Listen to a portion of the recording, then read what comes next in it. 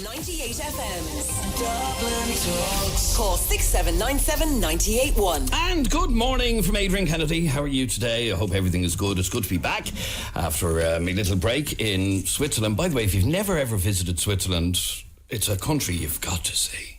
My God, it's just stunningly beautiful, every single part of it. And I got to watch the match on Sunday afternoon in an Irish bar in Geneva, surrounded by Kerry people. We were the only Dub supporters in a bar full of Kerry people. So luckily it ended in a draw, because I don't know if we'd got out of there alive. Anyway, looking forward to the replay on Saturday week, and I'll actually be here for it.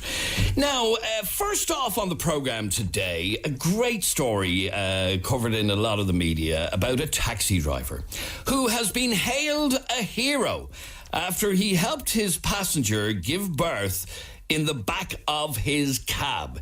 His name is Keith Mooney, and he basically improvised to help baby Dawn into the world, including, as you'll hear in a moment, using his mobile phone charger to tie the umbilical cord. Would you be able to do that? I don't know if I would. And it's a great story, it really is. And it shows that we can, adapt when we need to adapt and deal with the situation. And Keith joins me on the line. Keith, welcome to 98 FM. Take me back, if you will, to last Thursday when you got a fare from a neighbour. Yes, indeed. So I was sitting at home on the laptop. I wasn't planning on doing too much work. And I got a beep on the Free Now taxi app to say there was a fare literally 20 doors down the road going into Cork Street. So I said, fine, I'll take that. Put my tea into a takeaway cup. I went down and picked up Sonia, the mother of the new baby. Okay, so you're heading towards, she asked you to bring her to the Coombe Hospital. Yes, indeed. So she was just under 38 weeks pregnant, excuse me.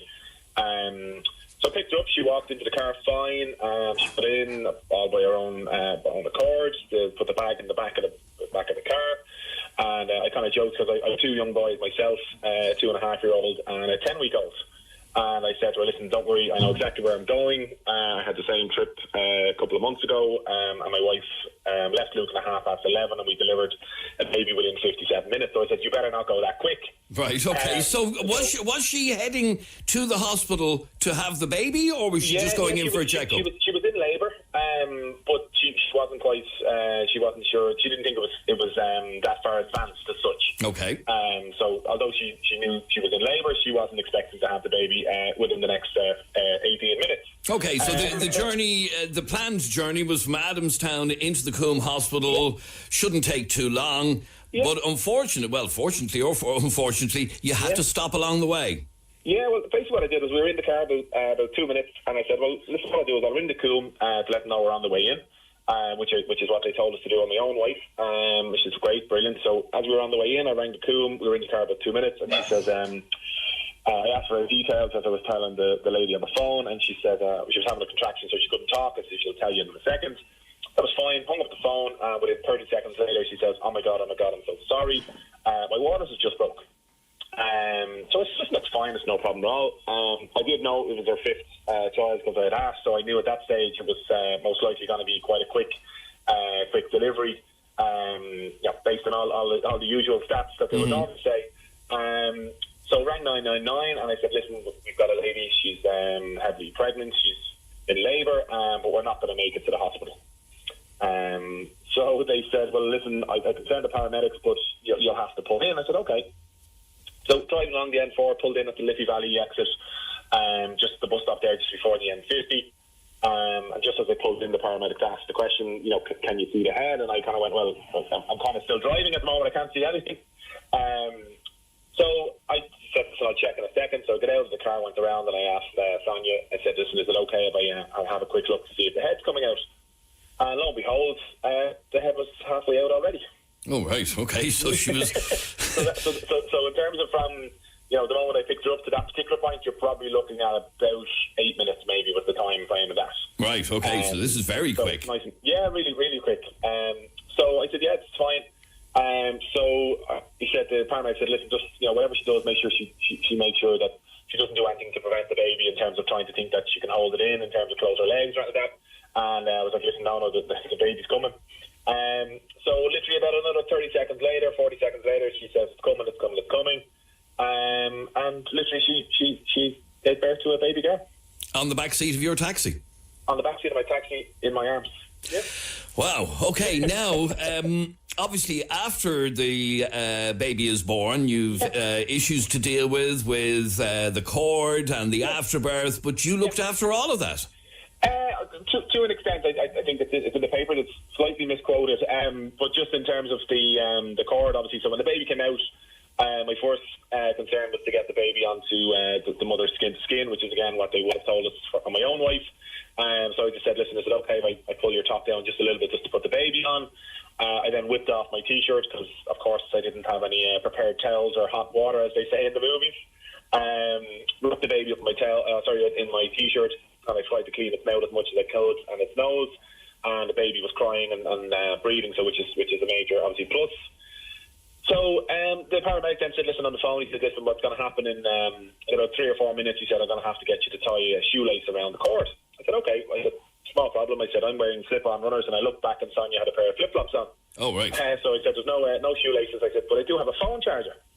I said, is that okay? He said, yeah, phone charger's fine. He said, you can do that from about 6 inches from the belly. I said, it's fine.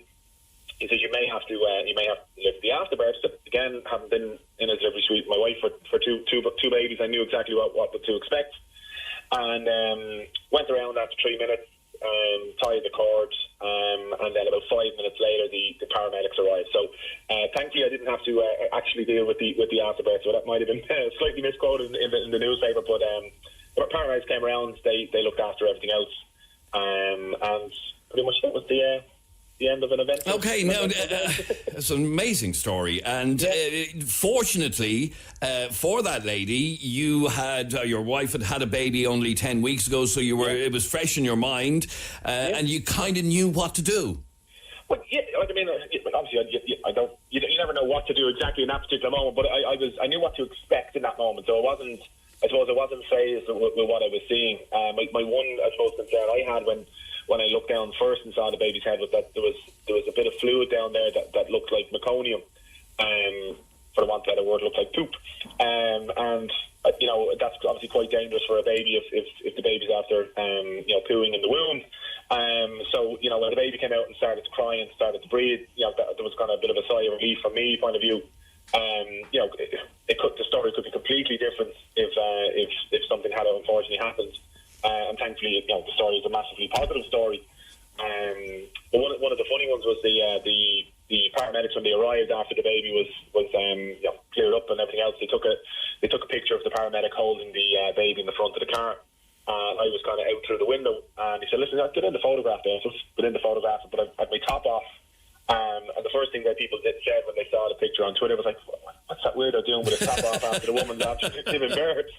But it's all been explained that you took the t-shirt off in order to wrap the baby up. Well, yeah, I had to explain that a couple of times, all right. But the Dublin Fire Brigade then tweeted a picture of the naked cowboy in New York and said, geez, we could invent something for Dublin, the naked taxi driver. And I said, I don't think that would quite take off. I said, you need somebody who looks like maybe off Love Island, as opposed to somebody like me who has love handles. So it was, and it's been all really positive since, thank God. It's a fantastic story, Keith, I have to say. And I'm just thinking of the fact that you were only taxi driving a couple of weeks. Maybe you've missed your calling. Yeah. Well, in fairness, I used to work for an event company. Actually, used to do a lot of kind of fundraisers, similar to yourself in terms of Strictly's and everything else in terms of MC. But in terms of the taxiing, about 7 weeks, and I've spoken to a lot of taxi drivers since, and they've all said, geez, that's never happened to me, and thank God it's never happened to them after 20 or 30 years. But listen, when that kind of happens, you just do what you have to do, and I'm sure anybody in the same situation would have coped just as well, you know. It's like I said, an amazing story, and the nice part of the story is that you've maintained contact with this lady Sonia and have been photographed with the little baby. Yeah, well, the other kind of, I suppose, and there's so many different coincidences and positives to the story. Sonia's husband is actually a doctor. And his, I'm not too sure exact title of it is, so I don't want to misquote the title, but his role basically is to deal with difficult deliveries of babies. So it's nearly a full circle there in terms of what it is. So it's there's loads of little really nice positive touches to it, That's fantastic. And they've called the little baby Dawn. And I know Sonia has said she will undoubtedly tell the story of Dawn's birth for years to come. Yeah, likewise I will as well. All right. Keith, I really appreciate you sharing your story with us. And well done. Well done on being so calm and collected. I don't know if many of us will be as calm as you were in dealing with the whole thing. I'm sure we would. All right. Good to talk to you, Keith. Sure. Thanks very much indeed. Adrian. Take it easy. Bye. Great story. Now, from one good news story onto another good news story. Last week was a hugely emotional and happy time for many parents, with a lot of little ones starting school for the first time. However, it was not a happy time for all parents. One mum that we spoke to a number of times on this programme spent last week protesting outside the Department of Education on Marlborough Street over the lack of a school place for her 7-year-old son, Maddox, who has autism. Maddox attended a mainstream school in Dublin 7 until the end of last term, when Nadine was forced to remove her son from school as she said he wasn't receiving the level of support that he needed. Now, Maddox was on an HSE waiting list to have his needs assessed for several months, with schools saying that they would not accept him until the assessment was done. Nadine says Maddox was brokenhearted watching his siblings go to school last week with no school for him to go to. Well, I'm delighted to say Nadine Staunton joins me on the line with some happier news. Nadine, welcome back to 98 FM. Hi, Adrian. Nadine, just for people not familiar with Maddox's story, who may not have heard you on the programme before, tell us a little bit about him. Maddox is a 7-year-old little boy, and he has autism. And he went to mainstream where it was not good at all for him or his needs. So the journey of Maddox came in the summer. He had to leave his school. I had to take him out because it wasn't meeting his needs. So I had to take Maddox out 2 weeks before the summer holidays. So I was left thinking, where am I going to go? What am I going to do for my son? He's no school. And it was all like a dream at first. And all I said was, well, all I can do is get up and speak out on your Facebook, go live, speak out about your child's problem and be your child's voice, and you will get answers. And keep going and just keep sending all the letters you need there for your child. So where I stood then was that I had to bring Maddox's old school back up again, looking for a letter to say he was off the premises. So I had to wait and keep ringing to get this letter. So finally I got the letter. So I held a bit of a protest at the job. First I went on hunger strike to see could I get a school. Got no answers. So then the next thing came into my head was, it's not about Maddox. It's about all the Maddoxes out there. It's called My Child Matters. So I went then to the Dáil. I went on to from the Dáil then I went on live to the Facebook, and I started calling out for all the people just like me who was fighting for an education for the kids. And indeed, one of the things that has been highlighted, and we've highlighted over the last couple of months, is how difficult it is for many parents with kids with autism to get a proper school place for them. It's heartbreaking, and it's just unbearable to think that I had to sit Maddox down last week and say to Maddox, yeah, 2 other brothers is going to school, and you have nowhere to go, son, but Mammy is going to get you to school. I says, look into my eyes, I says. And I went down then. After that, that morning, something came into my head then, and I had a big protest before all this. But after that, when I seen my little son sitting on that chair, I went down to the Board of Education, and I had my phone on live, and I just spoke out and said, look, I'm not leaving till I get some answers for my son. So then a certain person came out and spoke to me about what was going on. So after that then, he came out and he said to me, look, he said, I promise you, I will have your son in a school. First he asked me did I want the home tuition, and I says no, because I'm after having home tuition out in my house, having private girl out, and it didn't work. It's not able, it didn't meet with his needs. So he said no problem. He said I will have you, he said, from a father to a mother speaking, I will have your son in a school in the next 2 to 3 weeks. And I said, that's no problem. I will wait once I know my son is going to a school. So after that, then I got a phone call from other people saying, ask them where did I live, and the Cantinos, the special needs people that help your child to get a special school. So then after that, I explained my case, and they told me my son will be in a school in the next couple of weeks. But the reason why I really am speaking out about it, it's heartbreaking to see some of the other kids as well that has not got a place. So what is the exact situation now? Your son still isn't in school today. When will he be in school? He could be in school in the next 3 to 2 weeks. And do you know what school? I don't know what school, but I told him I will be back down this Monday. I just was on the phone to the secretary there a few minutes ago, and I was told everything is going into place for my son since I was down there yesterday, and that my son will be in the school education, because the man who I spoke to yesterday told me it is against that. He's right, he should be in a school, and it is in the institutional, the constitutional, every child has to be educated, and it's in the roll book. He was left on the roll book in the school, so this is why, this is the letter he needed. So the minute he seen that letter, he was left on the roll book in the old school. So when he got this letter yesterday, he was able to work on that, and he was like, no problem, I will have your son in a school in 2 to 3 weeks. So with that, then he did make phone calls, because after that I got loads of phone calls, and this morning I got another good phone call to say everything is going into place. I had to say where the school was that I was looking to get my son into, and they were getting on to sort all that out for me. Okay, so within the next couple of weeks, you will finally have a suitable school place for your 7-year-old boy.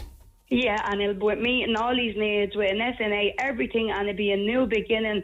An STA unit where he'll meet everything from Maddox, and he will turn into a little gentleman.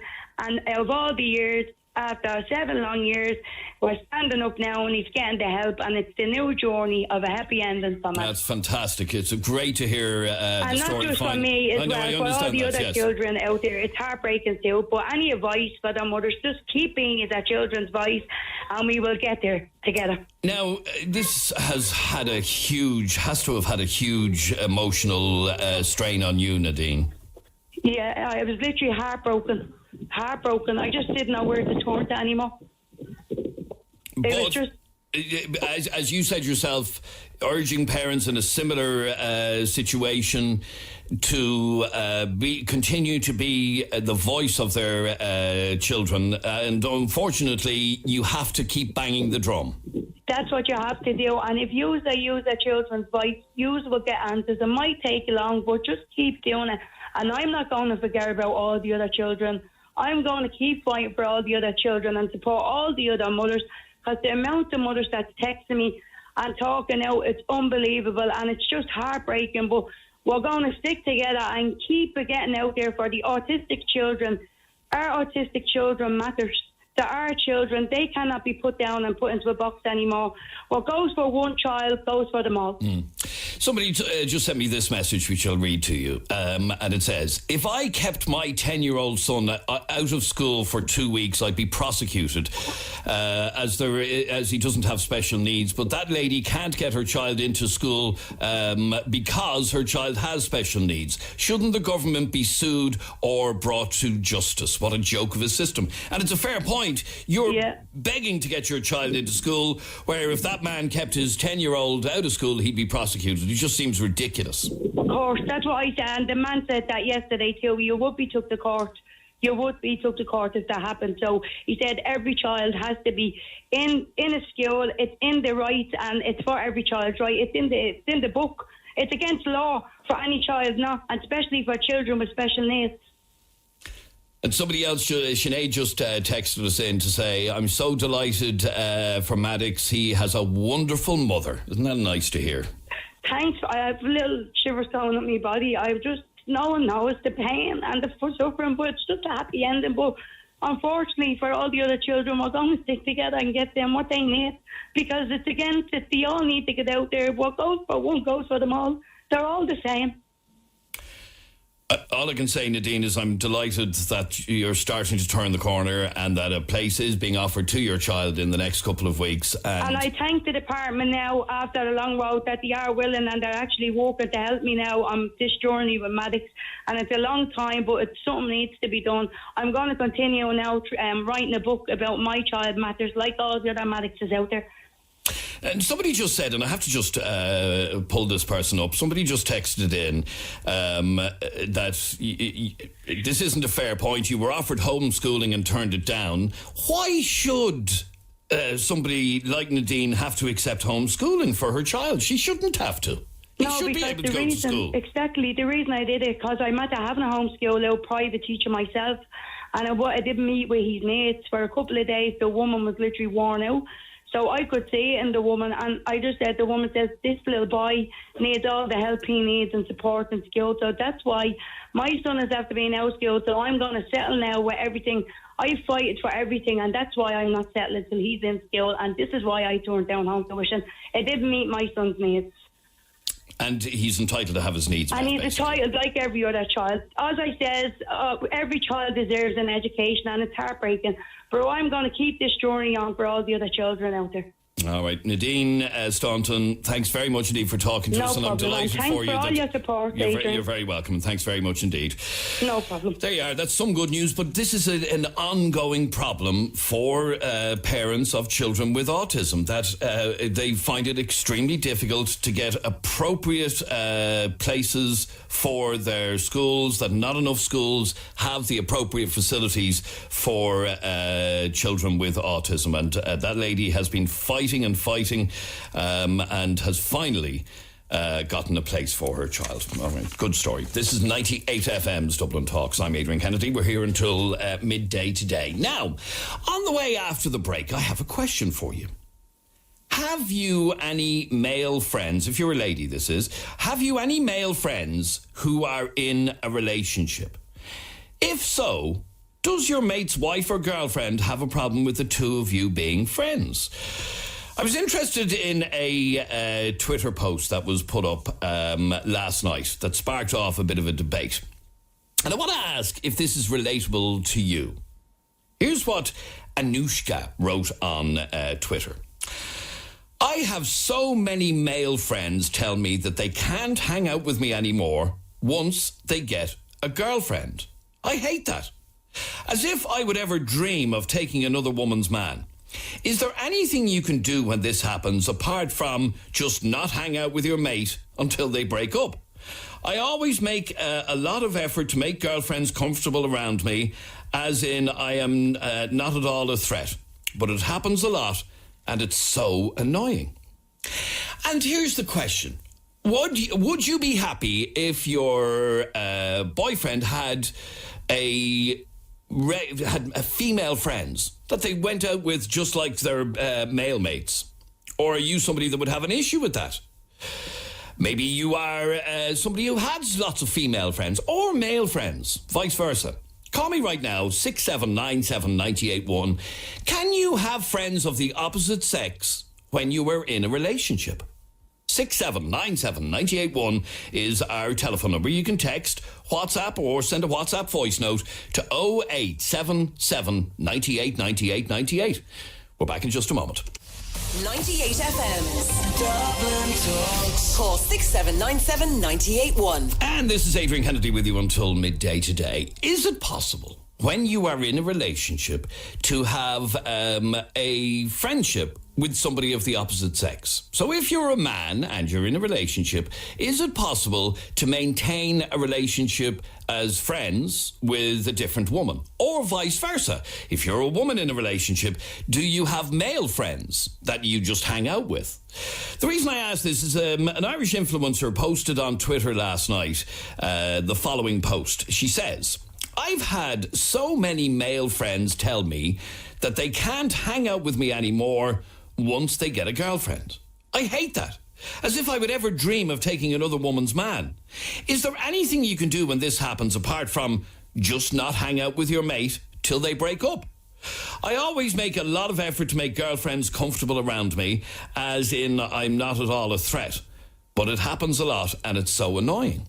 Now, I'd like to hear from you on 6797981. You can text, WhatsApp, or send a WhatsApp voice note to 0877 98 98 98. Is it possible to have a relationship with somebody of the opposite sex when you yourself are in a relationship? Now, but I'm talking about a friendship. In other words, can men and women be platonic friends without any threat to the relationship that you're in? 6797981 is our phone number. Text, WhatsApp, or send a WhatsApp voice note to 0877 98 98 98. It reminded me, that tweet reminded me of one of the episodes of Friends, where you may remember if you were a Friends fan, Ross was married to Emily, who went off to London and finally agreed to come back to New York from London under certain conditions. I mean, I can't be in the same room as her. It drives me mad just thinking of you being in the same room as her.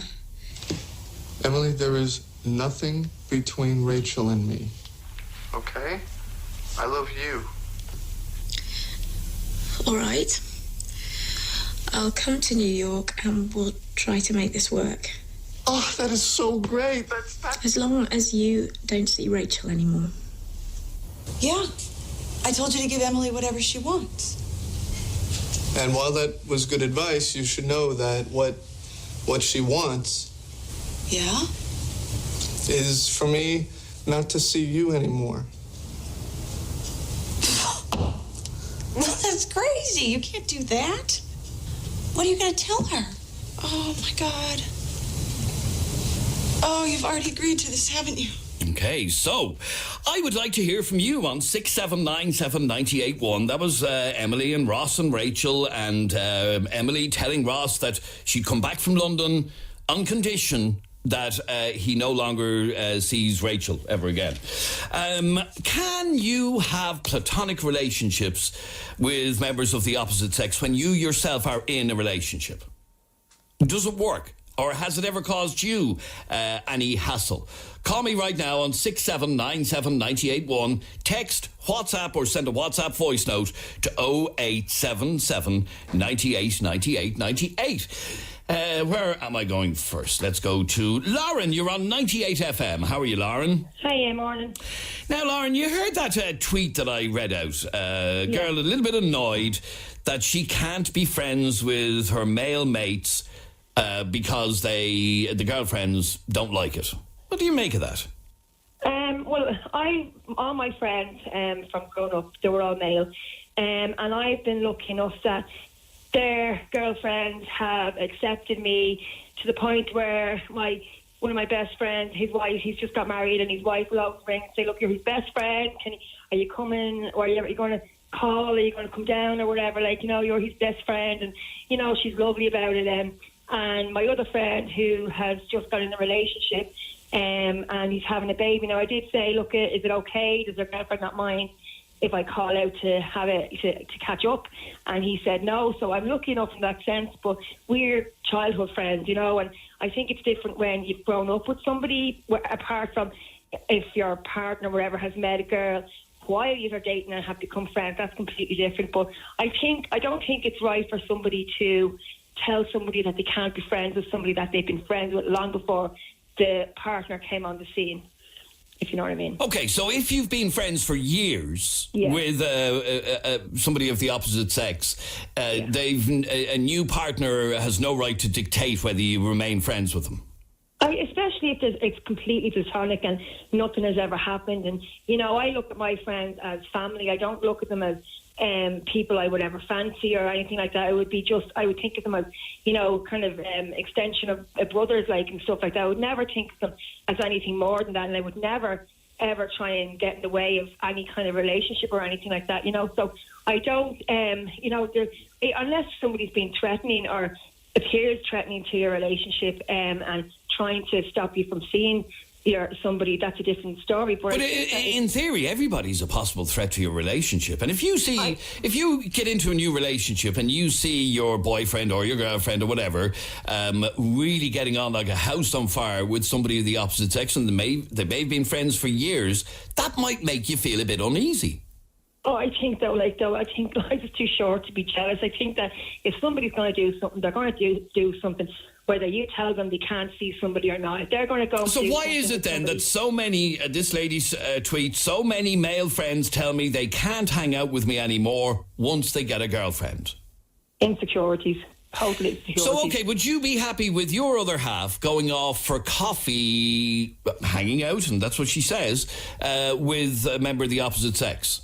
Yes, if I knew that they were friends long before me and they were good friends long before me, then I would have no problem. I would only have a problem if it was somebody that he met while we were together. Then that's a totally different kettle of fish. Why? What's different about that? I just think that, like... I mean, we make friends throughout our lives, don't we?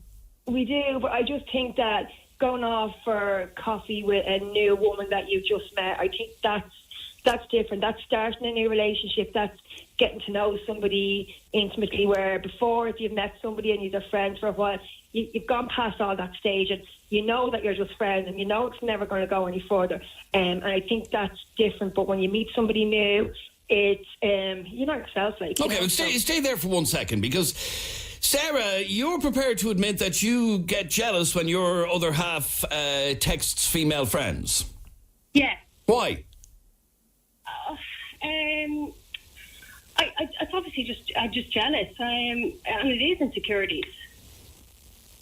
So, are we talking about your boyfriend? Yeah. Okay, and does he have many female friends? No, not many. No. Does he? How many would he have? I just let's say a handful, really. A handful, okay. And these are people he may have known for years. Yes, long before I ever met him. But it still bothers you a little bit when he texts them. Yes. And it's harmless, I know. So why does it bother you? I just don't know. I have to admit it does. And it would appear that it bothers an awful lot of women, particularly, because that woman's tweet was, I have so many male friends tell me they can't hang out with me anymore once they get a girlfriend. Now, have you ever given any sort of an ultimatum about his female friends? No, I would never, no. Like, I fully trust him. I just, deep down, I just have to be honest, I'm a little bit jealous. And, okay, it bothers you if he sends a text to one of them. Does he meet them regularly? No, never really meets, no. Why is that?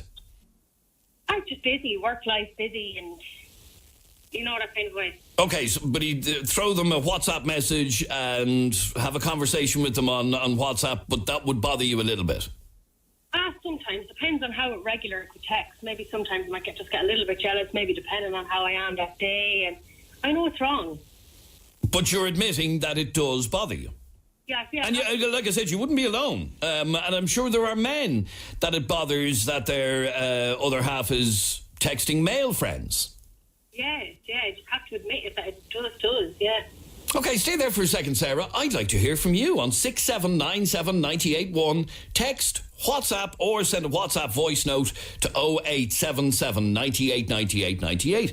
If you're in a relationship, can you have platonic relationships with members of the opposite sex? That's really the question we're asking, because according to this woman on Twitter, she basically says that the amount of male friends that she has that have basically dumped her once they get into a relationship is ridiculous. She says, I hate it. I've had so many male friends tell me they can't hang out with me anymore once they get a girlfriend. Why is that? Call me right now on 6797 981. Gary, I'll talk to you straight after the break. You reckon this is female insecurity?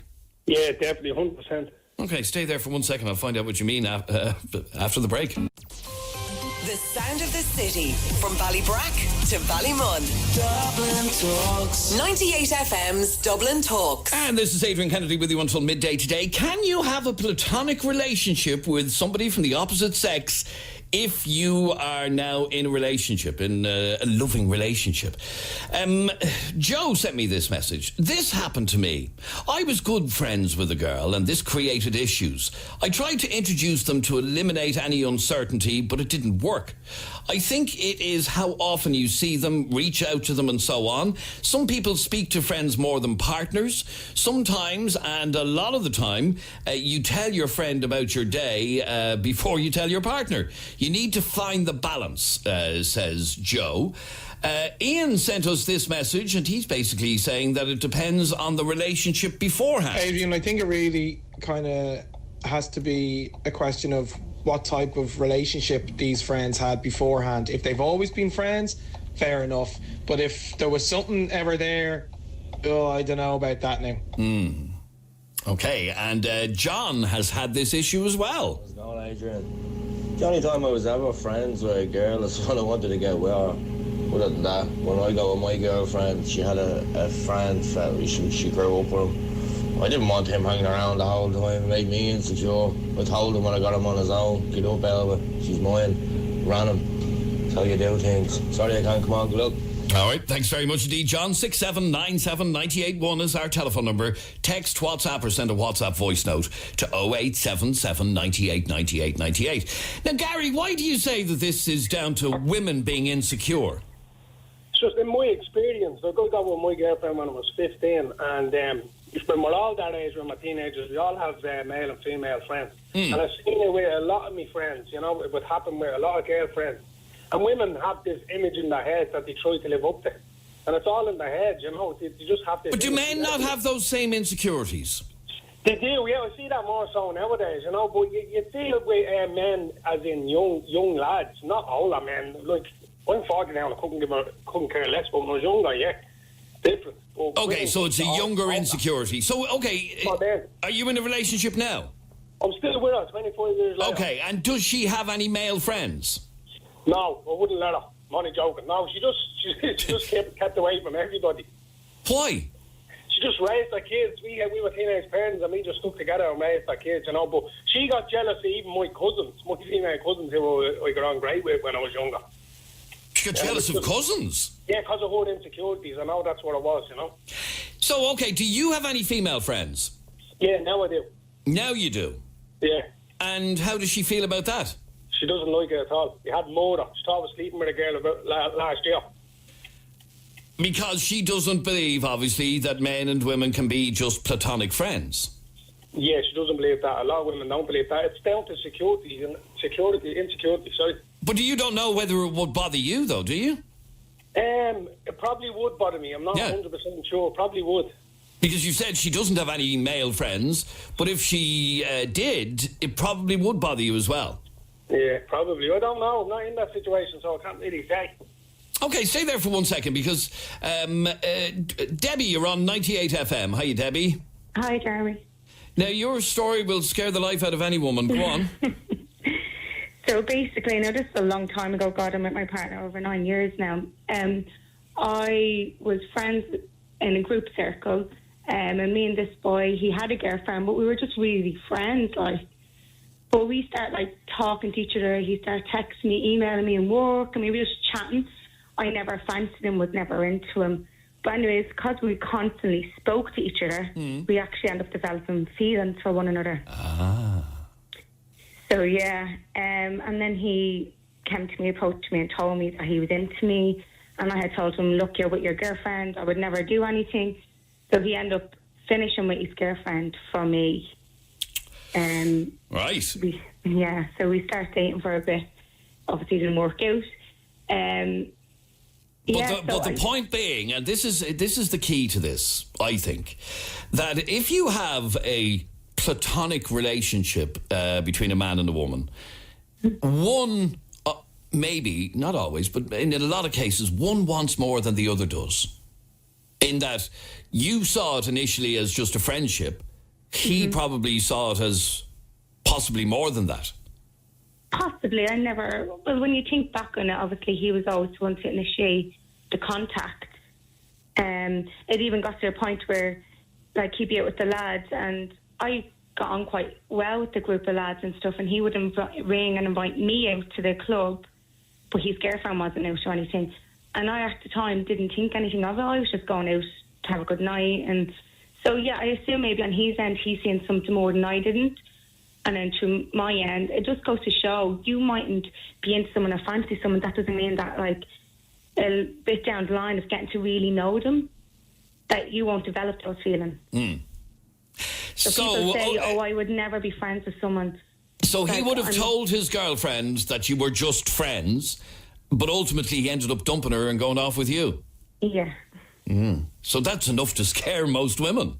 It is, and like personally, look, most women are jealous. They have that streak in us. But I think going forward, like even in my relationship now, I kind of brought that scenario in, so like I know what can happen with men and women, even if they're not into each other. They can end up being into each other by, being friends. Yes, because feelings can develop. Yeah, and like when I first met my partner, there was this girl who he was friends with. No, nothing ever happened. She was in the group circle of his friends group. No, and he kept saying, "Oh, she's just a friend, she's just a friend." And to me, I was like, "She's not just a friend." Because this was like probably about 7 months in, and I was like, "She's not your friend, Richie." I was like, because I've never met the girl. I was like, if she's your friend, then I'd have met her. We would be in the same group. We would know each other. So technically, it's not a friend. And when you get, then with getting little things like texts and how is football training. That's not what a friend does. Like, I had one male close friend for years, and even at that, we don't speak much anymore. Life just goes on, kids and stuff. But I wouldn't text him and say, "Oh, how is football training?" Or I was like, "That girl is into you." Okay, so that is the big concern, that a platonic relationship can develop. Danielle, you have male friends, and in fact, your husband's best friend is a woman. That's true, exactly. So how does that work out? Well, we've been together for 13 and a half years, and then he became friends with a girl 10 years ago in work. Now, at the start, I wasn't sure of her, but then once he introduced me and I got to know her, I actually got to really like her, and I had no problem with them being friends. They went out on group nights out without me. That was no problem. I have male friends, and I went out on nights out with them, without him. It's all comes down. Okay, well, what about a one-on-one though? What about if he told you he was going out for a few pints with her? Yeah, they've done that. That's no problem. On their own? Yeah. And that doesn't bother you at all? Didn't bother me at all. But and this goes back to what Debbie was saying. In order for that person to be a friend, you need to know that person as well. Yeah, that's where it came from. As I said, when I started going out with him, we were together 3.5 years before he met this girl. She started working with him, and I wasn't certain of her at first. But once he introduced me, and once I got to know her, and I understood like she had no interest in him. She just thought he was really good, easy to talk to, and she could confide in him. Then I said that was fine. Like, she actually helped him plan his proposal to me and everything. Oh, really? Exactly, yeah. And since then, she has actually gotten with his other best friend, who's a man, and they've gotten married and had kids as well. And she's actually become one of my best friends now. I'm actually on my way to meet her now. Oh, really? Oh, right. Okay. So the point being that once you get to know, if he's friends with a woman that you don't know that well or you don't see that often, that is a bit of an issue. It is, yeah. I think what I'll always say is introduce them. If they don't, if you act like you've something to hide, then you must have something to hide. Whereas if you introduce them, they could become friends. And that's exactly what happened in your situation. You're now friends with her. Exactly. I'm now friends with her years now, and we get on great. And I actually see her now probably more than he does. Right, okay. It can turn around. So it can work. You can have platonic relationships with the opposite sex. You can, and as I said, I have a few friends who are men. I've had them best friends who are men since I was a child. And again, my husband is the same. He's no issues with that, because when we start going out, I introduced them. We went out on nights out, and he knows them now as well. All right, okay. So it can work out. Niamh, you're on 98 FM. Hi, Niamh. Hello. Oh, Niamh's not there. Oh, okay. Final message from Avril. I grew up with 9 guys. Dirt biking, farming, you name it. All like brothers. Then we got older, and thankfully any man I dated never had a problem. But now seeing them over the years getting into relationships, and their girlfriends would despise me without even meeting me. They would have deleted me out of their Facebook pages. I don't understand. The current one guy I grew up with is so whipped by his crazy girlfriend, he's not allowed to speak to me at all. So we haven't spoken in months. He's even afraid to say hello to me crossing the street. I'll never understand this, says Avril. All right, thank you very much indeed for all of your calls. Interesting conversation. This is 98 FM's Dublin Talks. This is Adrian Kennedy with you until midday today. And on the way after the break, are you someone who suffers with migraine? If you are, I'd love to talk to you. 98. It's 11 o'clock across Dublin. This is Adrian Kennedy. This is 98 FM's Dublin Talks. And this is Sarah Jane with Wednesday's top headlines. Thanks, Adrian. Good morning. The family of the murdered teenager Rayneth Murray have urged her killer to come out of the shadows and confess. Today marks 20 years since the 17-year-old was found stabbed to death 500 yards from her home in Glenageary on the 4th of September 1999. Gardaí still don't have a prime suspect or a motive identified. Dublin City Council has been told they need to spend millions on the historic Ivy markets to make the area safe. According to today's Irish Times, experts have told the council €13 million will be needed to cover essential repairs, but the council's head of planning has said they can't afford it. The Football Association of Ireland's confirmed it's aware of an alleged match-fixing investigation being carried out by the Gardaí. Officers from the Garda National Economic Crime Bureau carried out searches at a ground of a sports club in Limerick yesterday. European football's governing body UEFA says it's aware of the media reports of the investigation. And Tatty by Christine Dwyer Hickey has been named the Dublin One City, One Book choice for 2020. The initiative aims to encourage everyone in the capital to read a designated book connected with the city during the month of April every year. Tatty will be available to borrow from all public libraries nationwide. Now you're up to date on 98. Thanks very much indeed, Sarah Jane. There has been a fairly serious collision on the M50. Robert is at the scene. Robert, tell me what you can see. You're stuck in really bad traffic. Yeah, how are you, Adrian? Yeah, it's bad. There's probably 2 lanes closed. It's a motorbike and a car. Firefighters and all are on scene, so I don't know how long it'll be, but... Yeah, no, what the AA are saying is there's been a collision northbound between Junction 11 Tala and Junction 10 Ballymount. But you're sitting there, are you? Or you've passed it in the opposite direction, have you? No, I've only passed it there. I was probably stuck for about 15 minutes from the Tala exit. But it looked like a serious enough incident. Yeah, well, there's a lot of them on scene, so I presume it's bad. All right, thanks very much indeed, Robert. So once again, there is a collision on the M50 northbound between Junction 11 Tala and Junction 10 Ballymount, blocking the left lane and auxiliary lanes. So there you go, you've been told. 98 FM's Dublin Talks. Call 6797 981. And this is Adrian Kennedy with you until midday today. Now, next on the programme, are you someone who suffers with migraine? Do you think people take them seriously? Well, Migraine Awareness Week is running all next week, aimed at raising awareness for the condition, which, I was surprised to hear this, affects 1 in 7 people in Ireland. One of the aims of the campaign is to tackle the common misconception, I suppose, that migraine is just a bad headache. 2/3 of the people surveyed said the worst stigma is people saying that they're just overreacting to having a headache. Migraine and headaches cause 47% of all short-term absences from work, and migraine is the 6th most disabling disease in the world, according to the World Health Organization. Now, I would love to speak to you on the show today. If you suffer from migraine, how badly does it affect your life? Are friends, colleagues, family understanding about them? And do you have loved ones who suffer from migraine? Does it affect your life as well? Call me right now on 6797 981. You can text, WhatsApp, or send a WhatsApp voice note to 0877 98 98 98. 0877 98 98 98. If this is something that affects you, I'd like to hear from you. I know my own wife does suffer with migraine, and when she has an episode, she literally has to stay in bed and close the curtains and stay in the dark and just not be touched. Just leave her there. And you kind of, looking from the outside, you kind of feel helpless, but you know that there is nothing you can do to help. Just hope that it goes away soon. Tell me about the effect that it has on your life. Call me right now on 6797 981. Debbie Hutchinson is the Communications Officer from the Migraine Association of Ireland.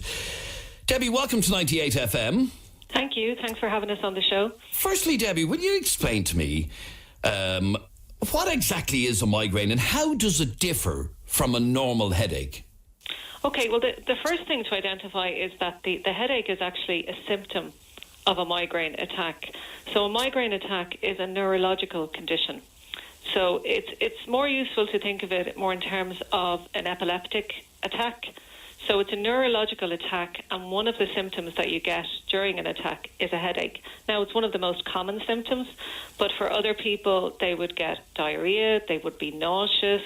Many people would actually vomit when they have a migraine attack. For some people, they suffer from aura, which is like a visual disturbance, which makes it very hard to function, particularly if you're working in an office or you're driving a car, so that you experience, like some people have a kaleidoscope effect and other people would have different types of visual disturbances.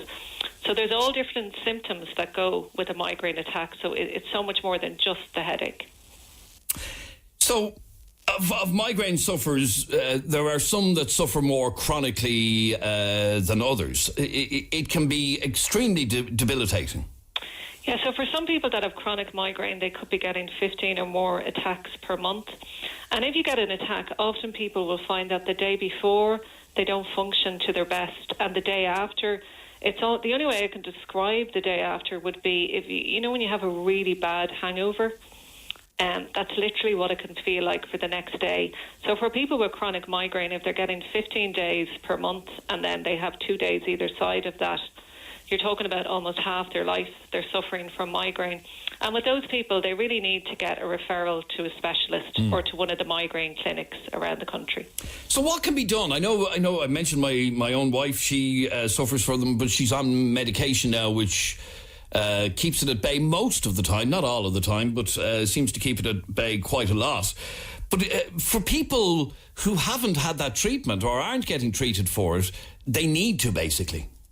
Yeah, they need to. I mean, we have an information line. I mean, the knowledge around migraine at the primary care level with your GP, it varies. It really does. So GPs only get 4 hours training in migraine and headache at undergraduate level. So if they don't have an interest in that area or they haven't received further training, there might be a lack of knowledge around the condition there. So we can put them in contact with people, experts from their area. Also, we can talk to them about getting a referral to one of the migraine clinics, which might be suitable for them. For some people that get episodic migraine, so they may get it every now and again, maybe have a chat with your pharmacist, because often the pharmacist will have, they have very good knowledge. I suppose we don't always make the best use of the pharmacists in Ireland. So they have, a wealth of knowledge in this area, and they can advise you maybe on what medication is available over the counter that could possibly help you as well. But with all of this, one of the key things to remember is that it's really important that you understand what's triggering your migraine. So you try and get a sense, is it hormonally related? Is it stress related? So try and get a sense of that. Use a diary or download one of the apps, Migraine Buddy or N1 Headache, and use that to try and see, can you see a pattern develop whereby at certain times you're getting a migraine? And then it's easier for you to deal with it, but it's also easier for the medics to deal with it and to give you appropriate treatment. Now, one of the things I mentioned is the kind of stigma around somebody admitting that they have that they suffer with migraine, because people who aren't experienced with it, who don't have close family members who experience it, see it as just a bloody headache. Get over it. We all get headaches, but it's a lot more than that, isn't it? Yeah, as I said, all of those symptoms, they go hand in hand with it. Some people have a rare form of migraine. One of them would be hemiplegic migraine, which manifests with stroke-like symptoms. So they actually experience paralysis, loss of vision, inability to speak. Some of those people will end up in A&E with suspected stroke. And while that always has to be ruled out, it doesn't defer from the fact that maybe they don't have the stroke, but they do have this condition and they have to continue living and working with that condition. So there is that stigma that surrounds it. It is more prevalent in women, but men do get it as well. And we hear a lot from men that other men would be very dismissive of their migraine, or they would say, oh God, you just have a hangover. You know, you're pretending that you're sick, which can be very hard for them to deal with as well. As I said, it's something I didn't have much understanding until I see my own wife from time to time, and it really is quite severe in that she would literally be in a dark room and just has to stay there until it passes. Yeah. I think you mentioned as well that you can't touch her. Yeah. That's actually a symptom of people. They're just hypersensitive, and what we often say is that people, when people are having a migraine attack, some of our members and callers to our line will say, people keep asking them. It's almost like an interrogation. What did you eat today? What did you do today? And while people are just trying to help them, if you're having a migraine attack, the last thing you want to do is talk to somebody or answer questions. You just want to be left on your own as well. So just to have an understanding of that amongst people as well. Now, the Migraine Association is encouraging migraine sufferers to use the Green Gym to help reduce migraines. Explain to me what that is. So for a lot of people who exercise in gyms and have migraine, that environment can be kind of triggering for them. When you think about it, there's a lot of bright lights, there's a lot of loud music, sometimes they can be quite hot environments. So for some people, they maybe try to improve their health by going to the gym, and then they'll often get a migraine after it or an exertion-related headache. So what happens then is people avoid the exercise, and unfortunately that's the worst thing that you can do with migraine, because exercise is a really good preventative for migraine. It has been proven to be as effective as medical preventatives. So what's more beneficial, or what we find from people, is gentler forms of exercise, but actually getting out into the open, going for a walk. We have a number of forest bathing sessions arranged throughout the country, and that's basically like a mindful walk through the forest, and you're getting all of that fresh air, oxygen therapy, and it's also stress reducing as well. It doesn't have to be anything as complicated as that. You could just get out for Migraine Awareness Week, try and go for a walk locally, meet up with other people who have migraine locally as well. All right.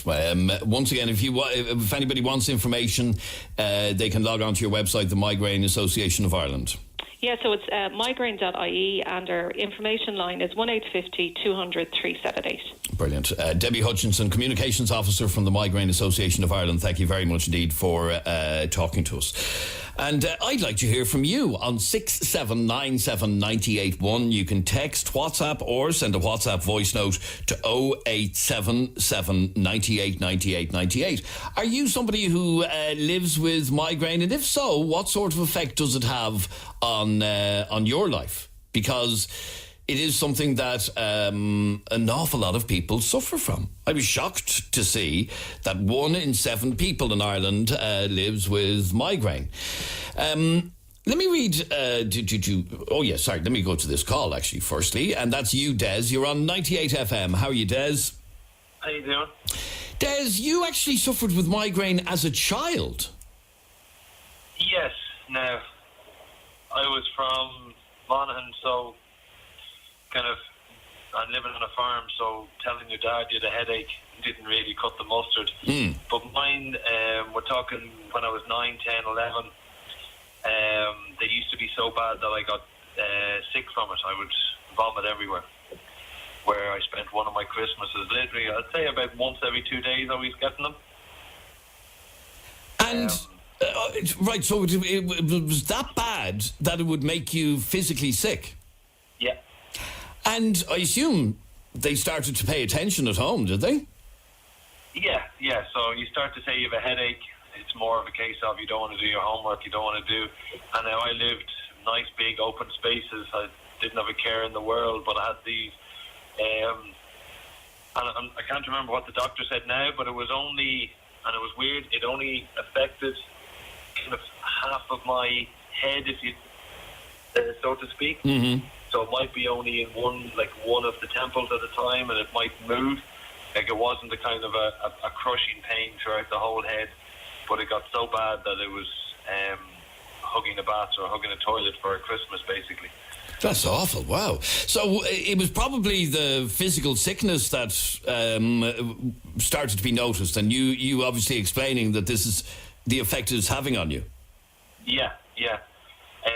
But the problem is, obviously, at that age, you don't want to, nowadays, I'd self-medicate and I'd get on with it, but that was that bad, and there was no internet at that time, really. But, so different doctors and different things, and they were basically saying, you'll grow out of it and whatnot, but kind of weeks and months went past, and it still was going nowhere, you know. You say that you self-medicate now. I'm assuming then that you haven't found a proper cure. No, I mean, if I was hungover now or something with a bad headache, you'd pop a few aspirin and away you go. But back then, obviously, my parents would have been very careful not to medicate too often and kind of pay attention to actually what's going on. But a lot of people won't get this, but my mum actually brought me to get the cure of the migraine done. Right, so how often would you have episodes now? None. Ever since I got the cure done, I never got it again. Okay, so it can be dealt with, and in fact, Ger, you were suffering with migraine for 10 years. Before I find out about the cure, tell me about the effect that it had on you. For 10 years or more, twice a week, really, really bad. I'd get blurred vision. I'd feel like I was going to vomit. I would vomit at times. I used to bang my head against the wall. I used to punch myself. I used to have to... I couldn't talk to anyone, see no one, wouldn't be able to drive. I'd be sent home from work and have to get someone to pick me up. I'd miss a lot of work from it. It was just... it was crazy. I was going to the doctor for over 10 years. Even my doctor... told me to hand deliver a letter to the hospital because I had sent letters. He had sent letters away and no response, and I actually hand delivered a letter to the hospital with saying that I was suicidal and everything from this. That please can they see me and I still never got a date from them. So it was something on television then that helped you. My fiance at the time, she rang this program, Have You Seen a Doctor Yet? The woman Pixie from, I think she's from England or whatever, and they rang me, asked me a few questions, and I'd done a couple of interviews with them, and they done I was on the TV show about it. They sent me to a specialist down in Cork, because honestly I was thinking I had a brain tumour. How can I be getting such severe headaches, were really, really bad. The kids couldn't even come near me if I had one or anything, And I got this MRI or brain scans, whatever, done, and she said it was just basic chronic migraines. And I was put on medication, and they're beta blockers. They slow down your blood flow to the brain, and they lower your heart rate, they lower your blood pressure. And since then I haven't looked back. Now I get the very seldom odd one, and if I do, I have another tablet that I take, and literally it's gone within a few minutes. And beforehand I could have taken boxes of tablets and they would do nothing, absolutely nothing. And one of the things I was saying, and in fact you heard Des a second ago saying that it wasn't taken seriously, men with men tend not to, to just see it as a headache, get over yourself. Did you ever feel that? At first I did, but they were getting so bad. Being honest with you, in the back of my head, I used to say jokingly, to my wife now, I used to say jokingly, wouldn't be surprised with a brain tumour.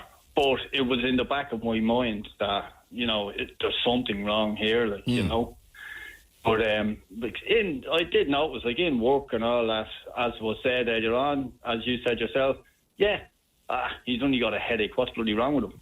you know, if I missed work or whatever from it, like, you know, and I know it was said, you know, but it's, believe me, it's a lot worse than that, you know, like, you just literally, you can't do anything. I couldn't, like, when I got one, I wouldn't eat, you know, I couldn't hear, like, any little noise, you know, looking at anything, no, nothing. It just affected everything. But the point is, and this is what other people need to hear, is there is treatment available and you can overcome it, and indeed, if you do have episodes, get over them very quickly. Yes, but the thing is, like, you know, as I said, I went to my doctor for over 10 years with him, and he sent letters away for me to be seen to, and, you know, at one stage I was actually brought to hospital in an ambulance. And a doctor came out to me after an hour and a half, 2 hours in the waiting room. A doctor came up to me and said, do you smoke? And I did smoke at the time, and I said yes. And he goes, you're allergic to nicotine, give them up, go home. Really? That was it? That was it, after talking to me for about 30 seconds.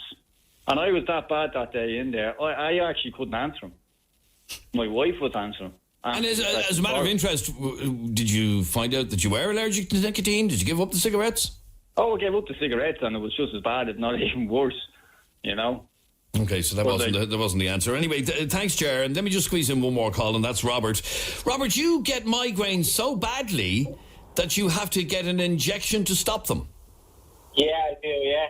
I started getting migraines in my late 20s, Adrian. And I thought it was just headaches. I was just a young fella, like, do you know what I mean? Oh, it's just a headache. But then my father was the one that basically told me you need to go to a doctor because he suffers from migraines, the ones in the family. So I was getting them that bad that I ended up having to get injections. I think it's called sumatriptan. They actually now do it in chemists where you can get tablet form. But, my God, when I was getting them, I was getting sick. I was feeling dizzy. I couldn't stand up on my feet. I couldn't look at a telephone, anything like that. So, how does this injection help? It is basically just a strong painkiller injection that basically it just stops the migraine straight away. But the doctor told me that, you know what I mean, it's not a thing that you go and take when you have, or like I have a headache or I think I have a migraine. It's like a last resort kind of thing, like when it gets really bad, when you actually are vomiting from the headache and you actually do feel dizzy. But I wouldn't be one for like popping Nurofen or popping Panadol or anything like that. I hate taking tablets. But believe me, when I got a migraine that bad, it was the first thing I wanted to do was go get the injection. But now they do sumatriptan in chemists. And sumatriptan is basically it's a tablet specifically for migraines. And I got one last Saturday morning. I felt grand. I was just getting ready to go out the meeting for the kids. And bang, just hit me straight away. I have a migraine. I felt I knew it. I started getting sick, couldn't go up off the chair, and I sent her down to the chemist to get sumatriptan because my dad had told me about them. And I'd say within an hour after taking the sumatriptan tablet, I was brand new. I was grand. Very good. All right. So the point I'm hearing is that you don't have to, you have to live with it, but you can get treatment and you can make it go away. Let's just have a listen to one final WhatsApp voice note from Alberto, who's suffered with migraine for quite a while. I suffer of migraine since the age of 4. At the beginning, we didn't know what is the cause of it. We thought it might be something like worse than the actual headache, like, maybe have a tumor on the brain or something, But after many doctor appointments, we found out that I actually suffer of chronic migraines, which can lead me having them like every 3, 4, 5 times a week. Like, it can be very, very painful. Usually now they are not as bad as the beginning when I was a kid, because as you grow up, like the hormonal changes, like, can change the migraine by itself. So I don't get them as bad as I used to. But before, when I used to have them, it was always like stay in bed the whole day, no sounds, no smell, no nothing. Like, everything would make me actually to throw up. Now, the only thing that works for me to make me feel a bit better, it's if I take a very long shower, like, just staying in the shower with water on my head. It's calming me down straight away. Like, I can have the biggest headache of my life, but like once I go into the shower, everything just changes. Like, I have no pain at all. And that's the way I actually deal with my migraines. All right, thanks very much indeed, Roberto. Now, just a couple more messages. I suffered from migraine after my second child. It was so bad, a dark room, vomiting, unable to see. Kids talking even made me want to die. Like the gentleman on air, I was prescribed beta blockers. That was 10 years ago, and it's very rare that I have one today. And finally, my father suffered for years with really bad migraine. I would often walk into the kitchen to find him with his head around an inch or so from the hob with the heat turned up full temperature. Heat was a great help for him. He had a stroke in later life, and doctors said it was due to a blockage in his artery somewhere in his head, which probably caused the migraines for all of those years, says Johnny in Cabra. The Migraine Association of Ireland. Check out their website, migraine.ie, if you want more information. This is 98 FM's Dublin Talks. I'm Adrian Kennedy, and on the way after the break, it is time for Blonde Moments. Jeremy is here. Have you a blonde moment? Because for me? I'm blonde, is that the only reason? That's I'm really here? why we drag you in, yeah. Oh, I have a few. First of all, I want to do a shout out to my mother, who told me that she has a corn on her foot at the moment. Oh, right. Well, you don't know that. My mother's had a corn on her foot for the last couple of weeks, and she texted me earlier on to tell me that she's going to the chiropractors today to get the corn removed. So I wish her luck. Okay, very good. Very good. Yep. Now, I don't know what he's going to be able to do for her. What can a chiropractor do for the corn on your foot? The chiropractor, they deal with It's a chiropodist. Oh, yeah. A chiropractor's for a dodgy back or something like that. I said to her, what are you doing about the corn on your foot? And she says, I'm going to the chiropractors today. Oh. It's called a chiropodist. She also had another moment. This is all about my mother as well. She had a moment last week. As you know, Halloween is big in our house, Adrian. We love Halloween. Mm-hmm. And we're getting the decorations ready and all for Halloween at the moment. And it's only the start of September. Oh, yeah, it's never too early for Halloween. Anyway, my mother was up in the house the other day when I was taking the decorations down, and she says to me, Jesus, Jeremy, you really love Halloween, don't you? And I said, yeah. She says, you know what would be great? The time that Friday the 13th and Halloween are on the same day, that would just be your best situation ever. I says, what are you talking about? She says, well, you love Friday the 13th and you love Halloween, so have those days ever been on the same day? I said, really? I said, Ma, that couldn't happen. Oh, it could happen. It probably hasn't happened in the last few years, but I'm sure it has happened. I said, Ma, Halloween is always on the 31st.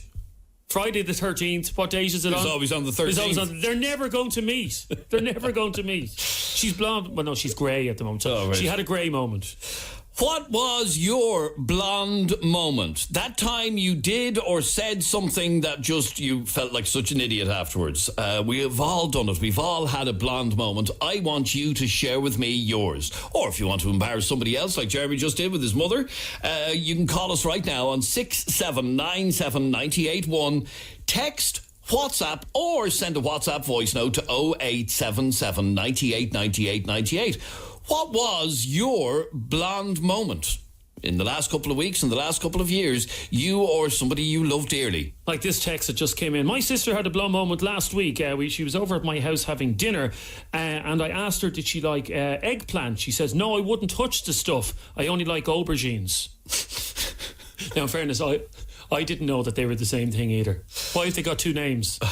Why have they got two names? Share with us, please, your blonde moment. Call us now, 6797 981. Text, WhatsApp, or WhatsApp voice note to 0877 98 98 98. The sound of the city, from Lucan to Lusk. Dublin Talks. 98 FM's Dublin Talks. I love this part of the show every week where we ask you to share with us your blonde moments. This is that little moment in your life where you made a gobshite of yourself, basically. You did or said something extremely stupid, and your mates still slag you about it to this day if you ever told them about it. I want you to share with me, please, your blonde moment on 6797 981. Text, WhatsApp, or send a WhatsApp voice note to 0877 98 98 98. 0877 98 98 98. Share with me, please, your blonde moment.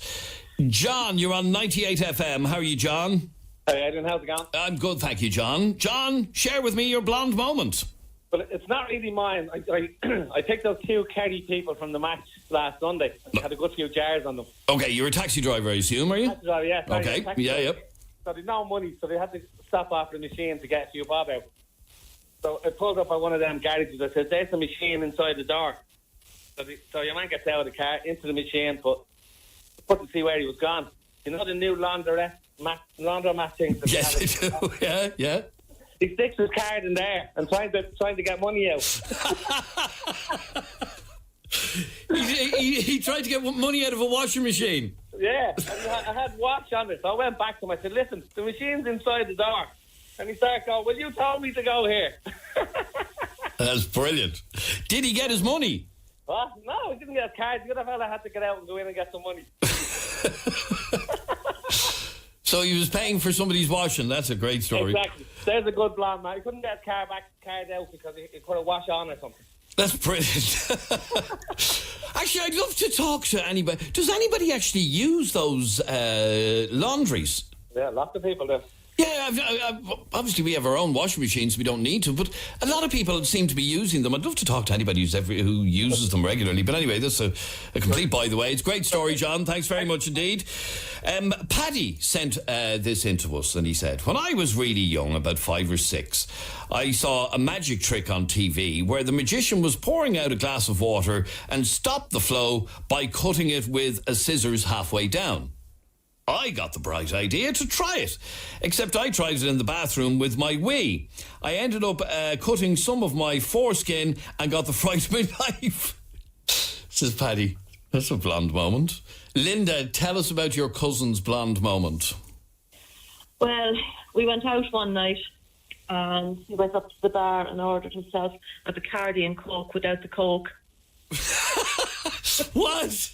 That's what he asked for. He asked the barman, could he please have a Bacardi and Coke without the Coke? Yeah, so the barman just laughed and said, so that would be a Bacardi, so would it? Oh, that's classic, that is. Yeah. A Bacardi and Coke without the Coke. That's really good. Actually, I know of somebody who ordered a hamburger without the burger. Like, what's that? 2 pieces of bread? 2 pieces of bread, I guess. Yeah. Great story, Linda. Thank you. 6797981 is our telephone number. Text, WhatsApp, or send a WhatsApp voice note to 0877 98 98 98.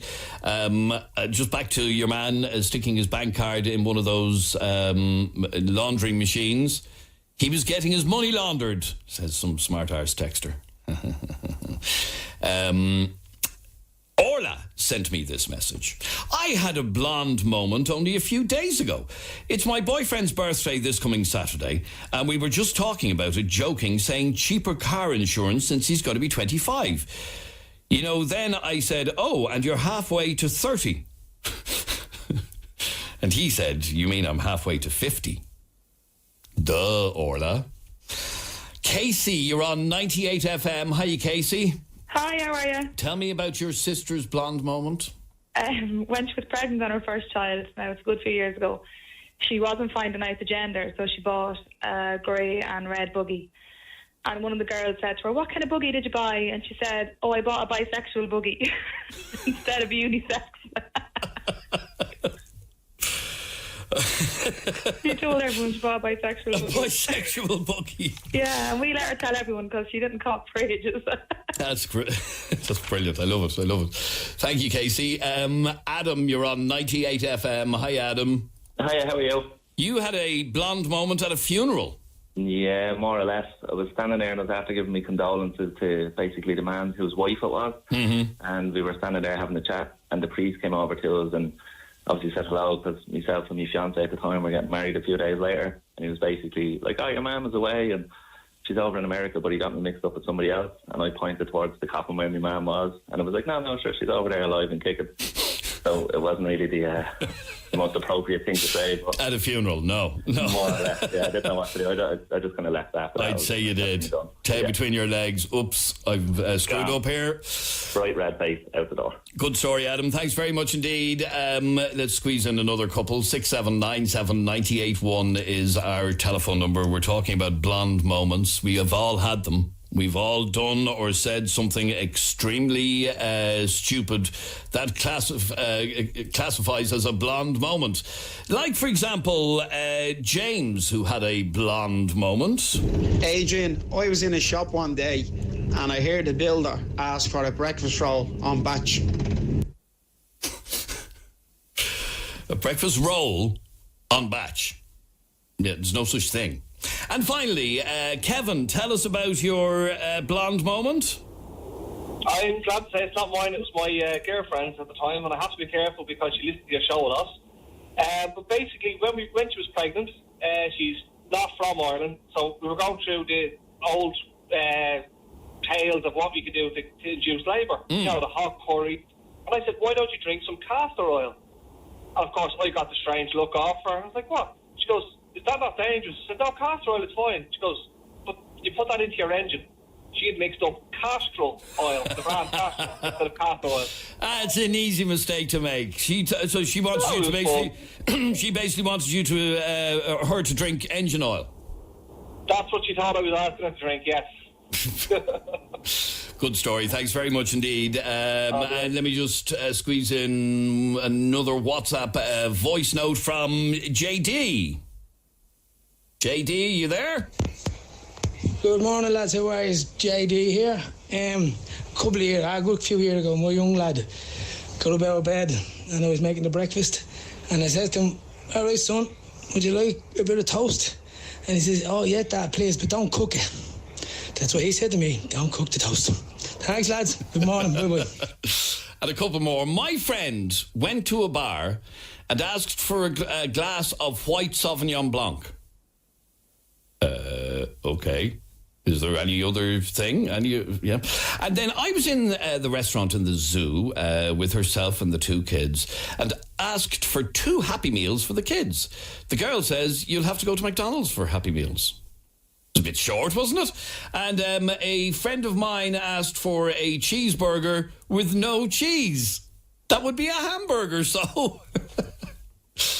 Oh, great stories. Thanks very much indeed for all of your calls and messages. This is 98 FM's Dublin Talks with Adrian Kennedy. Now, on the way after the break, we're going to be hearing about a shocking stunt that is about to take place in the next few minutes on O'Connell Street. And if I were to say to you, how shocked would you be if you saw a barbecue on O'Connell Street? You might think it's a little odd, but you probably wouldn't be shocked if they were barbecuing pork or if they were barbecuing burgers. But after the break, I'm going to be telling you about a barbecue on O'Connell Street where they are barbecuing a dog. What are we talking about? Stay with us. I'll explain after the break. The sound of the city from Adamstown to Artane. Dublin Talks. 98 FM's Dublin Talks. And this is Adrian Kennedy with you until midday today. Now, the animal rights group PETA is staging a protest in Dublin this morning to urge people to become vegan. It's their thing, it's what they do. But they're using a very shocking stunt to highlight this. They are putting a fake but very realistic looking dog on a barbecue. Now, if you want to have a look at a photograph, go on to our Twitter right now at Dublin Talks 98 FM, okay? At Dublin Talks 98 FM, and you will see a photograph of, albeit a fake dog, but it looks like a dog being barbecued. And I want to find out what they're trying to achieve here. Jeremy has left the building and is now down at the Spire on O'Connell Street where this protest is being staged. Jeremy, this is bizarre to say the least. I have to be honest with you, Adrian. I arrived here about 10 minutes ago and they were already here. John Carmody, who we spoke to many times on the show, and the guys from PETA were here as well. And as I walked down, we are literally at the corner of Henry Street and O'Connell Street. So, 20 yards away from the Spire. And when I was walking down the street, this dog stood out like a sore thumb. Now, as I said, you have the photographs up on social media. It is very realistic. We're looking. I was quite shocked and taken aback when I first saw it. But I suppose that's the idea. Okay, so just to describe for people who don't have can't get near online, this dog. I'm holding the dog at the moment. So okay, so firstly, and let's stress this. This is a fake dog. This isn't a real dog, okay? Yeah. But to all intents and purposes, it looks like a dog that has been skinned and is being barbecued, basically. Like you would see a pig on a spit. Yeah, it's covered in barbecue sauce, all dried in. The head of the dog is still intact, so the head of the dog looks normal. It looks like a wolfhound or something like that. And the whole body has been skinned and barbecued. And that dog is now on Henry Street. And I have to say, even talking to you now at the moment, the looks that people... Because obviously people don't know that it's a fake dog. And the looks that people are giving, looks of horror as they walk by. The bizarre thing about this is, Adrian, and we get to this in a moment, if you walk 100 yards down the road, there's a butcher's down there that will have meat hanging up as well. And people walk by it every single day. And I think that's the point that they're trying to get across. And let me just see the sign. Sorry, Jeremy. I'm very curious to find out what is the point they're trying to get across, because we don't eat dogs. Okay, the point they're trying to get across, and John will explain this to you in a second. He's holding up a sign here beside me that says, "All animals matter, go vegan." The point he's trying to make is that we've been conditioned to accept that it's okay to have we've all been at barbecues where there's big lumps of pork or lumps of beef steak on a barbecue. Nobody would ever blink an eyelid at that, would they? But we are conditioned to think that it's disgusting to see a dog like that, but not disgusting to see a pig like that. How many times have you been at a barbecue on holidays where there's a pig on the spit roast with an apple in its mouth getting turned around and around? How many times have you been in a restaurant where there's a chicken on a rotisserie and nobody is ever outraged over this? Yes, this dog, which is skinned and covered in barbecue sauce, it's just a different animal, but the same thing has been done to it. And I have John here beside me. John, it's like I work for you guys now, because I've been trying to explain the point that you're trying to get. Sorry? Why do we need to get it off the window? Okay, the GPO don't want it near them either. But let me go to John. John, why are you guys doing this today? Well, you know what? It's about time we started confronting, I suppose, Jeremy, shoppers with the reality of what's happening to animals on factory farms and in slaughterhouses around the world. But the reality is we're doing something today that has never been done before, which is we're asking consumers and shoppers on the streets now, as they're going into the butchers and the fast food outlets around here, and we're getting them to try bridge the disconnect that all animals want to be free of pain and suffering, not just the beady-eyed dogs and cats, the ones that we know are capable of experiencing fear, pain and suffering, but the cows, the pigs and the sheep, the animals that we happen to look beyond. So today this demonstration is really about getting people to bridge that disconnect. But you obviously want to shock people, do you? Is it shock tactics? Well, I suppose we want to get people to look in the animals' direction. We'll be giving out vegan starter kits here today, and I suppose just getting people to question the next time they sit at the dinner table to realise that animal that they're eating wanted to live, wanted to see another day, wanted to eke out an existence in this world. And I think that's what our demonstration is about. So are you trying to say, by using a dog, are you trying to say that the life of the chicken is as important as the life of this dog here? A good question, Jeremy, and I suppose, I'm not here to compare the lives of anyone as a matter of fact. Because in your opinion, and most members of your group, every animal is as important as the next. Would that be fair? You know what it is? I think what we all have in common is that we all got beaten hearts. We all are made of flesh and bone. That's including dogs and cats, cows, pigs and sheep, the lot. And I think that's what this is about, that if you wouldn't eat a dog, then why would you eat a pig or a cow or a sheep? And today people are going out shopping and they probably mightn't question it until they come across this demonstration here today. And already people are looking in horror with what's going on at the minute. And one final question for you. Do you think after I don't know how long you're going to stay here for today, but do you think by the end of the day you may have converted some people to veganism? The word convert kind of cringes me at times, as a matter of fact. It sounds awfully religious. This is just about a message of compassion and kindness, as a matter of fact. And if people even go on to PETA.org.uk to learn more about going vegan, or to even just give up eating meat 1 or 2 days a week until they learn about the horrors and, I suppose, the benefits of going vegan, then anything anyone can do to make a difference is to be commended. Okay, that's fair enough. So that's where we are, Adrian. We're on Henry Street at the corner of the Spire, where it's now lashing rain at the moment. The dog is getting soaked. And this is where PETA are, and they have the dog, as I said, the barbecue dog out on display. And you heard it from himself, from John Carmody himself. That's what they want to do. They want people to look at a barbecued pig or a barbecued chicken or a barbecued cow the same way in horror as they would looking at this dog right now. I'm just looking at the reaction on social media, and a lot of people are shocked by this. That they're, and let's make this perfectly clear: they are not actually barbecuing a dog, but this dog looks like it's being barbecued. This fake dog looks very real. Sorry, we're just being asked to move on here about the GPO at the moment. Sorry, can you just say the question again? About the people being horrified on social media. I agree with you, but those same people would probably go into restaurants and see a chicken on a spit roast later on and won't have the same reaction, and that's the point that they're trying to make. Okay, so they say if you wouldn't eat a dog, why eat a pig? Go vegan. Yeah, that is their point. Yeah, I'm just wondering what sort of reaction it's going to get. People seem to be horrified because as I said a while ago, we don't eat dogs.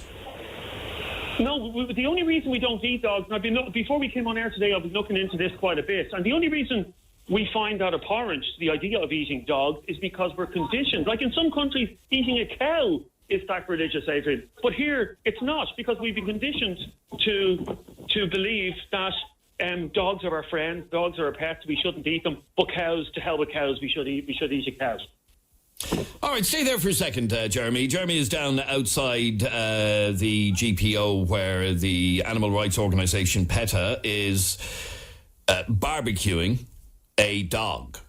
Now, they're not actually barbecuing a dog. It's a fake dog, but it looks very, very real, I can tell you. And their argument is, if you wouldn't eat a dog, why eat a pig? Go vegan. Declan, your fiancée is vegan. Yes.